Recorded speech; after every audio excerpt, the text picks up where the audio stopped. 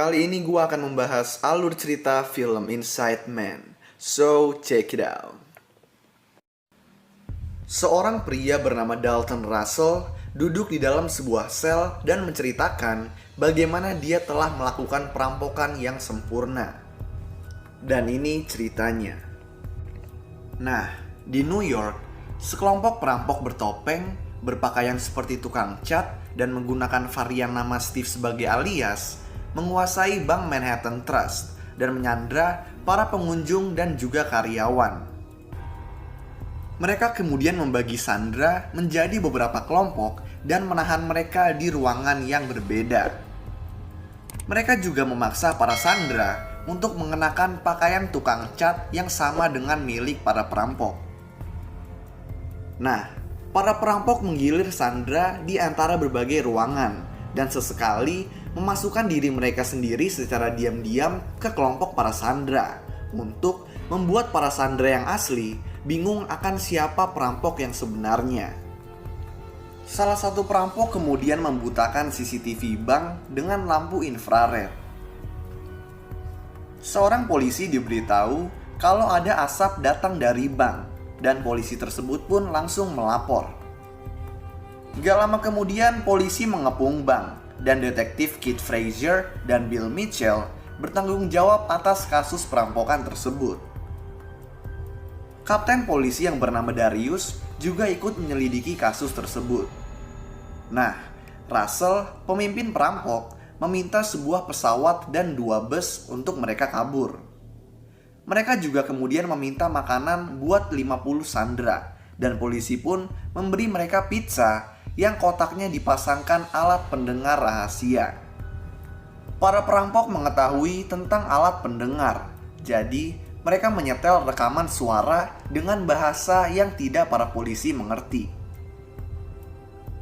Frazier dan timnya kebingungan memahami bahasa apa yang mereka dengar, sampai akhirnya Frazier memanggil seorang pekerja dari kerumunan yang memahami kalau itu adalah bahasa Albania.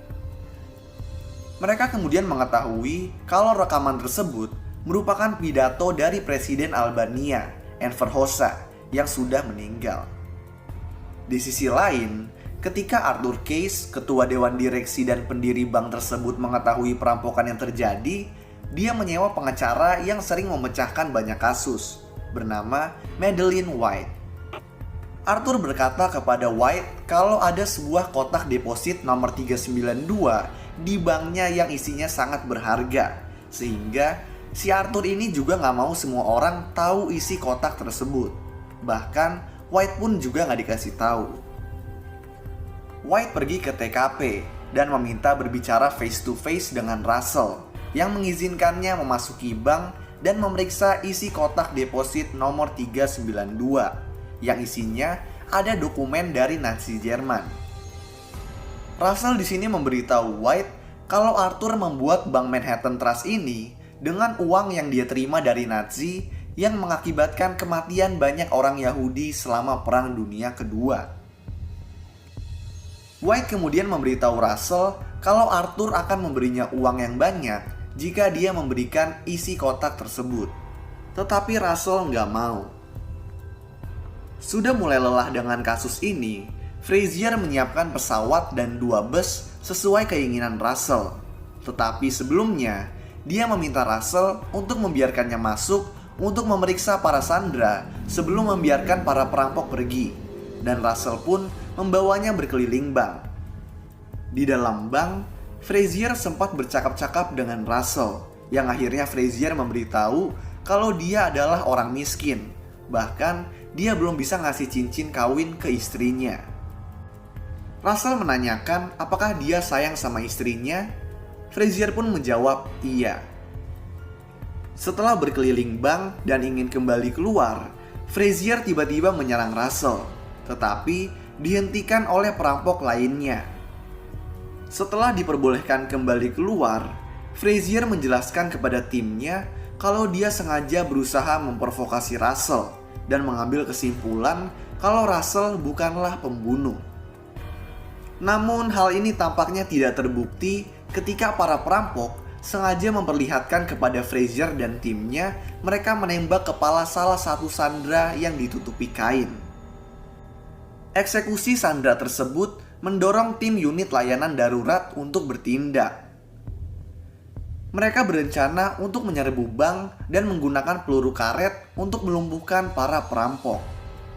Tapi, gak lama kemudian, Frazier mengetahui kalau para perampok telah memasang alat pendengar pada polisi melalui sebuah kotak yang dikasih Russell sebelumnya. Mengetahui rencana polisi dari alat pendengar, para perampok meledakkan granat asap, menyamar dan menyatu dengan para sandera, lalu keluar dari bank bersama para sandera. Polisi pun langsung menahan dan menanyai semua orang yang keluar dari bank. Tetapi mereka tidak dapat membedakan yang mana yang sandera dan yang mana yang perampok, karena semuanya berpakaian sama. Sementara itu, Frazier dan timnya mulai menelusuri dalam bank dan menemukan kalau senjata perampok adalah senjata replika plastik. Mereka juga menemukan alat peraga yang menjelaskan kalau penembakan sandera yang dilakukan Russell ternyata palsu. Dan bahkan di bank ini tidak ada uang atau barang berharga yang dicuri. Dengan tidak adanya cara untuk mengidentifikasi tersangka dan tidak yakin apakah kejahatan telah dilakukan, atasan Frazier memerintahkannya untuk membatalkan kasus tersebut. Frazier bagaimanapun juga mencari catatan bank dan menemukan kalau kotak deposit nomor 392 tidak pernah muncul di catatan bank apapun sejak bank itu didirikan pada tahun 1948.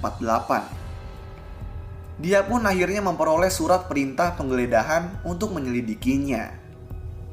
Frazier kemudian dihadapkan oleh White yang memberitahunya tentang transaksi Arthur dengan para Nazi.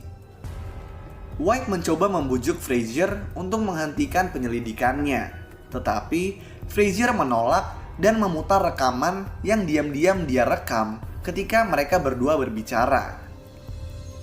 White yang menjadi penasaran akan isi kotaknya menghampiri Arthur yang setelah dipaksa akhirnya mengakui kalau kotak itu berisi berlian dan cincin Cartier yang sangat mahal yang dia ambil dari seorang teman Yahudinya yang dia hianati kepada Nazi pada tahun 1940-an. Di scene selanjutnya, Russell mengulangi monolog yang ada di opening scene sambil bersembunyi di balik dinding palsu yang dibangun oleh dia dan teman perampoknya di dalam ruang persediaan bank. Dia pun menunggu dan keluar seminggu setelah perampokan dengan isi kotak deposit milik Arthur, termasuk dokumen Nazi milik Arthur dan juga beberapa berlian. Dalam perjalanan keluar bank, Russell berpapasan dengan Frazier yang tidak mengenalinya dan dengan sengaja Russell menabraknya.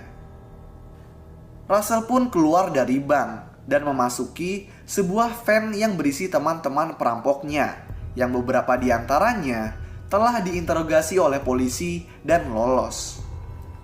Ketika Frazier membuka kotak deposit milik Arthur nomor 392, dia menemukan cincin Cartier dan catatan dari Russell yang bertuliskan ikuti cincin itu.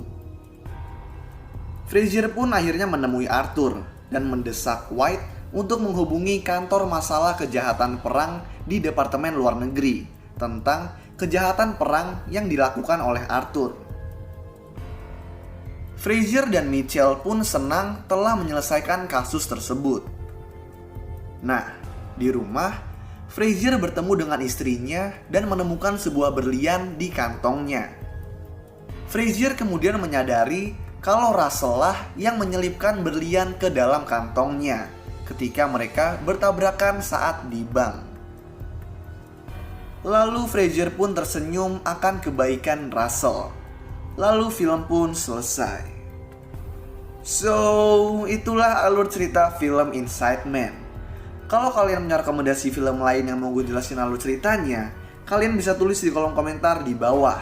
Dan kalau kalian suka sama video ini, kalian bisa klik tombol like dan juga klik tombol subscribe supaya bisa mendapatkan update-update tentang video-video gue selanjutnya. So, thanks guys for watching. I hope you enjoy it. Peace out.